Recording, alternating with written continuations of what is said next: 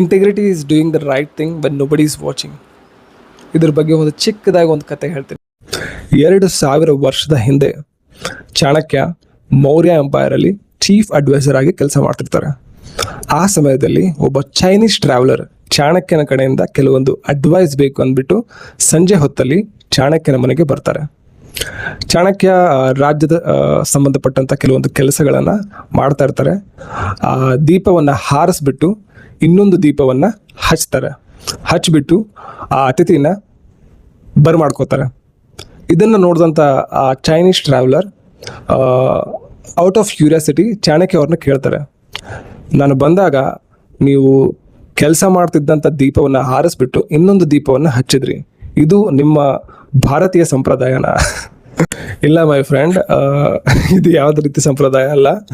ನೀವು ಬಂದಾಗ ನಾನು ರಾಜ್ಯಕ್ಕೆ ಸಂಬಂಧಪಟ್ಟಂಥ ಕೆಲಸಗಳನ್ನು ಮಾಡ್ತಾ ಇದ್ದೆ, ಹಾಗಾಗಿ ರಾಜ್ಯದವರು ನನಗೆ ಒಂದು ದೀಪವನ್ನು ಸ್ಪಾನ್ಸರ್ ಮಾಡಿದ್ದಾರೆ. ಸೊ ಅದು ರಾಜ್ಯಕ್ಕೆ ಸಂಬಂಧಪಟ್ಟಂಥ ದೀಪ. So that was official work. So ಈಗ ನಾನು ನಿಮ್ಮ ಜೊತೆ ಪರ್ಸನಲ್ ಕನ್ವರ್ಸೇಷನ್ ಮಾಡ್ತಾ ಇದ್ದೀನಿ. ಸೊ ಹಾಗಾಗಿ ಇದು ನನ್ನ ಸ್ವಂತ ದುಡಿಮೆಯಿಂದ ತಂದಂಥ ದೀಪ. ಈ ದೀಪವನ್ನು ಹಚ್ಚಿಬಿಟ್ಟು ಮಾತಾಡ್ತಾ